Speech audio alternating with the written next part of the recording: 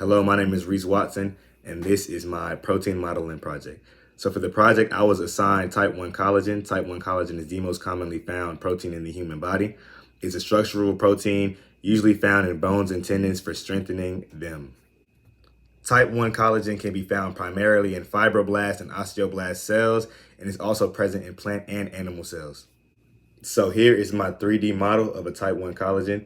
A collagen is in a triple helix shape, as you can see by the blue, purple, and green helices on here.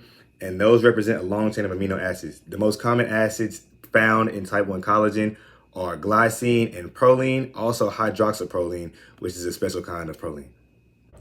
The red interior of my model actually represents the glycine residues, which are very important to a type 1 collagen. The glycine residues not only help with the flexibility of the protein, but are also very important to the shape. So for the triple helix, each helix, every turn has 3 glycine residues present.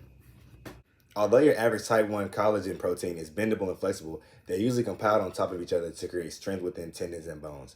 However, the mutation I was given is dominant negative substitution of glycine for a larger amino acid in several locations, also known as osteogenesis imperfecta. My model for a mutated protein looks a little something like this. So similarly to a regular type 1 collagen, it has a triple helix shape on the top and the bottom. However, if you look between these two orange amino acids, you will see that it's straight. This is because this is a substitution for the glycine. Now, like I mentioned earlier, glycine is the most prominent amino acid in type 1 collagen, and it helps for the shape. When a glycine is replaced by a different amino acid, the structure becomes weaker and the shape is also altered into a straight, narrow shape. Osteogenesis imperfecta is a structural mutation to the type 1 collagen. This lessens the activity of the collagen, weakening the structure and overall leading to weak and brittle bones and tendons. Although the mutated protein is significantly less active than the original, it still has the same properties of polarity and charge as the original protein. These two amino acids have been changed from the glycine, yet they are still polar and still hydrophilic.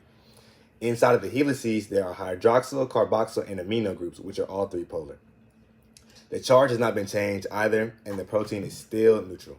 Besides the functionality and activity, the main difference between the type 1 collagen and the mutated type 1 collagen is also the size. The glycine is being replaced, which is the largest amino acid, meaning that the mutated collagen would be a little bit smaller than the original. The main limitation of my 3D model are the lack of amino acids shown. Although you can infer that the amino acids are strung along the helices, where there's roughly about 20 turns of helices on this 3D model, there's roughly 1,400 amino acids present. Another limitation of my mutated model is the size of these amino acids. I enlarged them so that you can see the difference in the change within what's going on in the entire helix. However, there would never be this large in a real collagen model.